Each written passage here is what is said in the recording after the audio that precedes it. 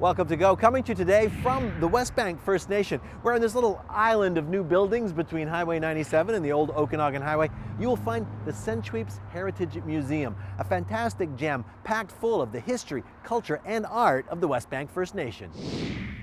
Well, now we've come inside the permanent gallery here at the Westbank First Nations Museum, and you're immediately struck by all the incredible artifacts and works of art, including this beautiful painting by George Michel. It was made to commemorate the 50th anniversary of the Westbank First Nation, and it tells a whole story about the four food chiefs and many of the local legends. Welcome back to Go, coming to you from the Westbank First Nation's Sncewips Museum. Yes, Talihas, very good. Now we've come inside. We're talking to Jordan Coble, who works here at the museum. Now, we're used to seeing First Nations depicted in lots of museums throughout North America. Mm-hmm. Why did you feel it was important for Westbank First Nation to have their very own museum? The community said that we needed to have a cultural center or a museum, and we moved forward with a museum so that we can reclaim our place in history. Okanagan people specifically have been usually discarded out of history, not included, or parts of our aspects have been totally just not acknowledged. Things like trapping, things like hunting, and the practices that we had, and the value that they still have today. So we wanted to reclaim history and show how we can be influential in the development of our community today, in our contemporary times.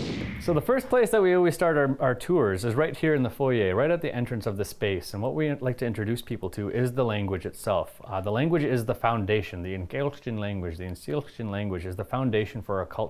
It's what connects the Okanagan peoples to each other. What we like to explain is that the language that we have here is really focused on language awareness as opposed to language revitalization, because we're just not quite there yet. Our language is very endangered. So there's a few words that we really want to establish so that people feel comfortable moving throughout the space. Two of those words are Siil, which is what we are as a nation, and Sukkah, which is who we are as a people today. And the word Sukkah is where the word Okanagan comes from. And so what we have here are some very vague explanations as to what these words truly mean. There's a lot of differences between nations, between communities, as to what they mean to individuals. And so what Siil translates to is the weaving of many strands to make one strong whole.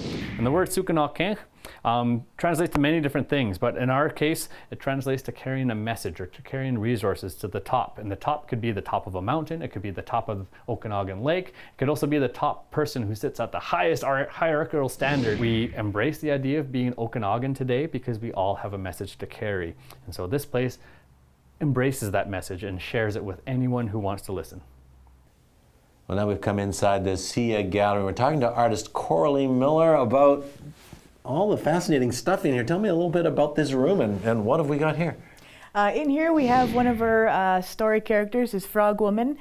She sits inside her little hut waiting for you to come in, and if you're unlucky enough to become her husband. I don't know if I want to get married to the Frog Woman. Neither did one of the Coyote sons. So yeah, we thought it would be really good to have more 3D exhibits in here and make it more interactive, because paintings are nice, but you need variety. And speaking of variety, this is your work up on the wall here, The Mouse Who Cried Owl. Yeah, this was a class project. It was trying to modernize a traditional story. So what I did was I did my own version, kind of making it into a children's book about Snina and a little mouse that strays from the path. I was just showing it off after class, and my boss said, "Put it up." So here it is. So this is a cool room. When we got here earlier, there was a grade 1 class in here that were learning some of the stories and the culture. Yes. Is that what happens in here a lot? It does. The kids love it. The main point of our stories is that they were oral. Right. They've always been told orally. And the best part about a story is acting it out and engaging your audience through song. And it stays in your head better. So as for me, I enjoyed these stories. I grew up with them, but I wanted to add a visual to them. So that's why you have the paintings and the drawings. And with the advancement of technology, we think it's great to just put our stories down on paper so you retain it better. What's it like to see the kids and the people that come through here on a tour learning about your culture through your art? It's a little embarrassing sometimes, but it's exciting too. Like when you put up something and someone likes it and they learn from it, it feels good. I feel like I'm doing my job and I'm passing down my culture to the younger generations.